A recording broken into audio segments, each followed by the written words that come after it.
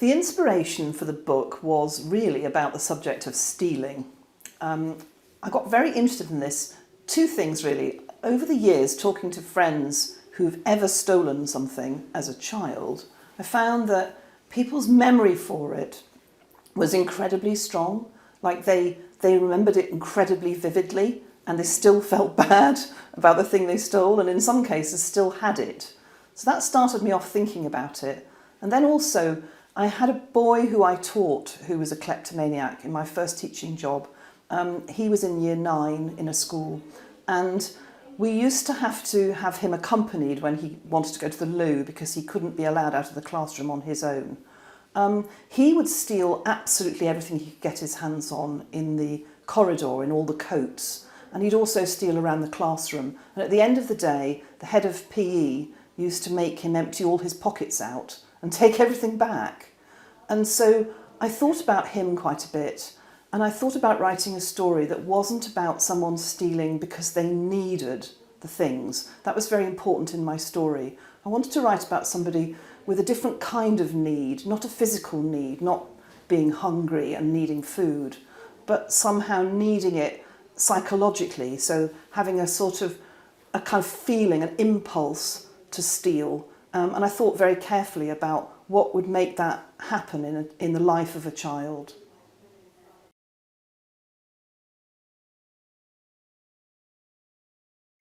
So I think there's a big theme about guilt and about what guilt does to Wren. It's very destructive and it really hurts her.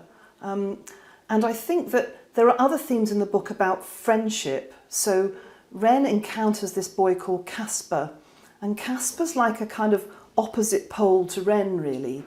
He rescues her in a way, and he understands what's happening with her, but is very upset by it. And Casper's reaction was very important to me.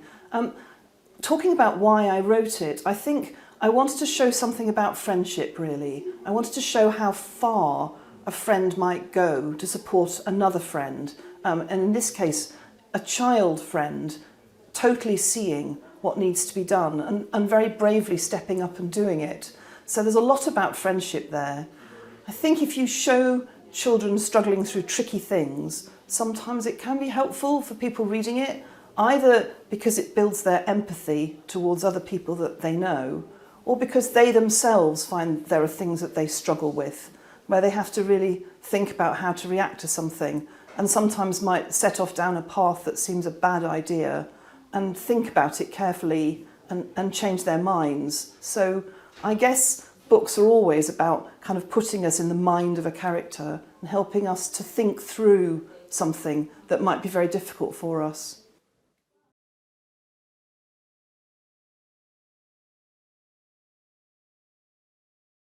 So because I teach a lot of creative writing, I've got a lot of very strange objects. I've got things like clay pipes and a medieval rumble bell, which is quite tiny and would have been worn by a cow. I've got carved things, which I love. These things are not of great value, but they're sort of special to me.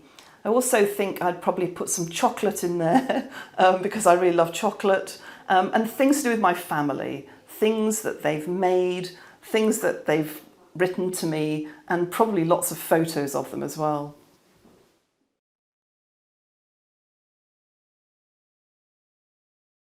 It probably took 6 months to write My Life on Fire in terms of the first draft, but I built up the character of Casper a lot, and it changed a lot as I realised how important he was and what he was going to do, and I wasn't sure about that when I started it. It is painful to write about painful things, and what Wren goes through is really tough, and I found that very upsetting as I was writing it. But I also found the book to be quite a joyful book in the end to write, and I absolutely loved writing it.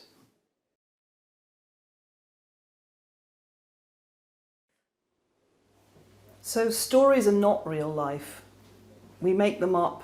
They're constructed of all sorts of bits of reality, but they're not real life.